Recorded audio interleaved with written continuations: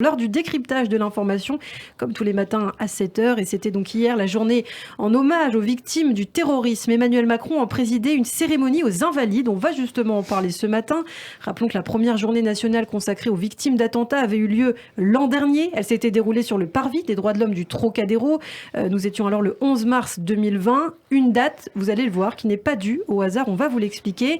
Aussi l'occasion de revenir sur la jeunesse de cette journée commémorative et d'en analyser la portée, mais aussi, bien sûr, les implications concrètes comme ce projet unique de musée mémorial du terrorisme dont nous avons déjà parlé d'ailleurs ici avec vous, Laurence Kahn, sur Radio J.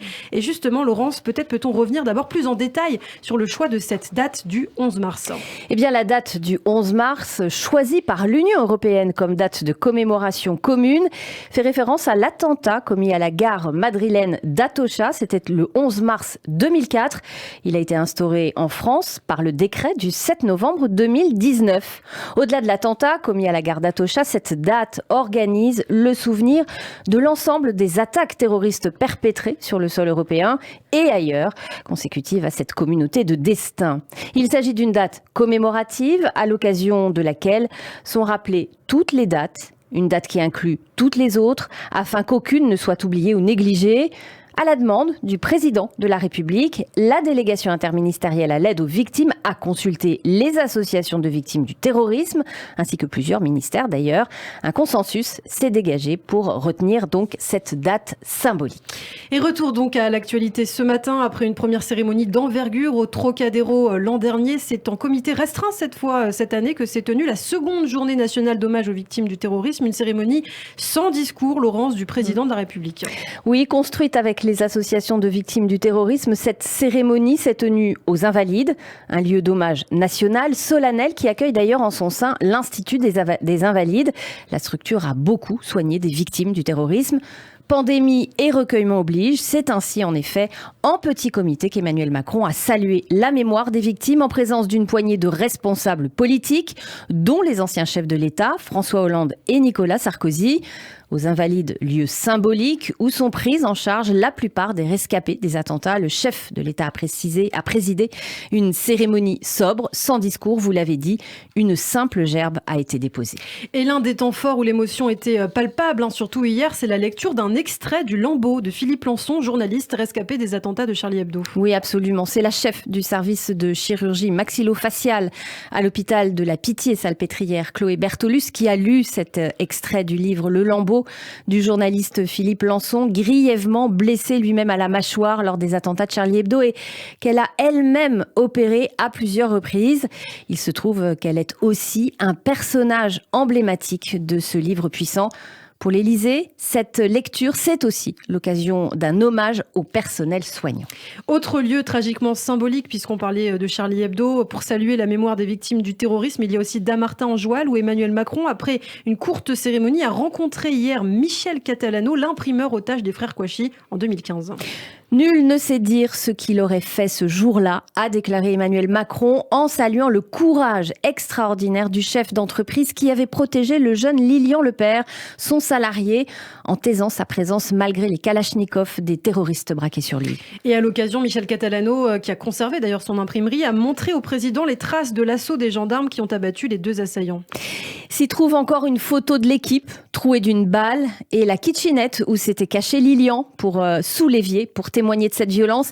Il a laissé intacte sur le parking de son entreprise une voiture criblée de balles qu'il veut donner au futur musée des victimes du terrorisme dont on va parler.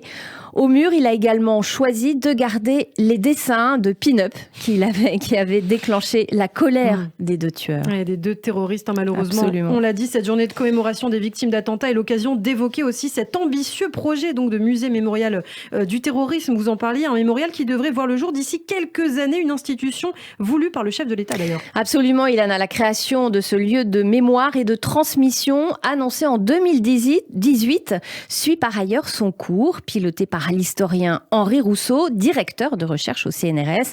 Le musée sera implanté à Paris, dans un lieu encore indéterminé, mais ne verra pas le jour avant 2027. Des mémoriaux, il y en a partout, dit l'historien. L'originalité de ce lieu sera son musée attenant, consacré au terrorisme contemporain des 50 dernières années, de la fin des années 60 à aujourd'hui. Et le musée sera aussi un lieu, bien sûr, d'hommage et de témoignage. Oui, le musée se penchera sur les réactions de la société française face au terrorisme, sur le plan juridique, politique, vie quotidienne. Mais il cherchera aussi à comprendre l'attention qui est aujourd'hui portée aux victimes et tentera d'expliquer pourquoi la mémoire a pris une telle importance. C'est ce que précise donc l'historien Henri Rousseau. Et il ne faut pas oublier également le rôle pédagogique de ce musée mémorial, notamment et surtout auprès des collégiens et des lycéens, Laurence. Tout à fait, un rôle qui tient beaucoup à cœur d'ailleurs à Françoise Rudetsky, la fondatrice d'SOS Attentat, qui collabore activement à ce projet. Comme elle l'expliquait à mon micro, c'était lors d'un grand entretien il y a quelques semaines à peine. On fait une œuvre de pédagogie. C'est très important puisque les enfants apprennent les différentes guerres, mais déjà qu'ils ont du mal à arriver jusqu'à la Seconde Guerre mondiale dans le programme d'histoire du lycée, on voudrait bien que le terrorisme fasse aussi partie de la pédagogie, qu'il y ait une réflexion à la fois pour les enfants, pour les enseignants, qui seront formés à travailler sur cette pédagogie. Alors, on l'entendait, Françoise Rudetsky, Laurence, à votre micro d'ailleurs. Absolument.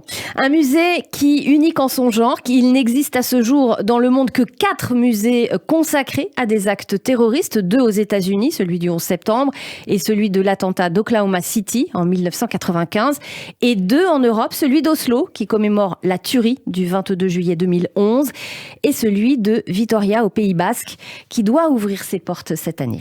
En tout cas, en attendant la création de ce musée mémorial que nous avons hâte évidemment de visiter et de commémorer aussi toutes les victimes. Laurence, la menace terroriste demeure malheureusement élevée en France. C'est ce qu'on indique d'ailleurs ces derniers temps et toujours dans l'entourage du président de la République.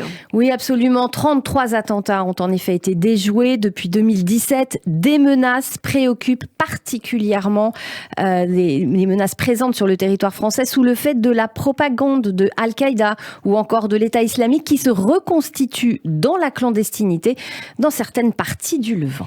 Et rappelons également que depuis janvier 2015, les attentats en France ont fait plus de 260 morts, les plus meurtriers ayant été bien sûr ceux du 13 novembre 2015 avec 130 morts, plus de 350 blessés à Paris. D'ailleurs, le procès arrivera très bientôt en septembre prochain, qu'on suivra évidemment, Radio J suivra. Et puis celui du 14 juillet 2016 à Nice sur la promenade des Anglais, 86 morts et plus de 400 blessés.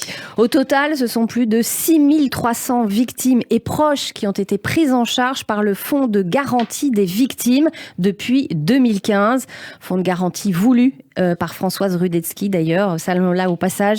Plus de 400 Français victimes d'un attentat à l'étranger ont été suivis ainsi que près de 1000 victimes étrangères. Merci beaucoup Laurence Kahn pour ce dossier consacré donc au terrorisme, journée à la mémoire en hommage aux victimes du terrorisme. À noter qu'à 7h20 tout à l'heure, nous parlerons aussi du terrorisme en Israël et cette date tragique, le 6 du mois d'Adar, c'était il y a 10 ans, l'attentat d'Itamar en Israël, en Samarie, qui avait coûté la vie à une famille entière, dont notamment un bébé de 3 mois qui avait été poignardé à mort par des terroristes palestiniens. On en parlera tout à l'heure dans cette édition.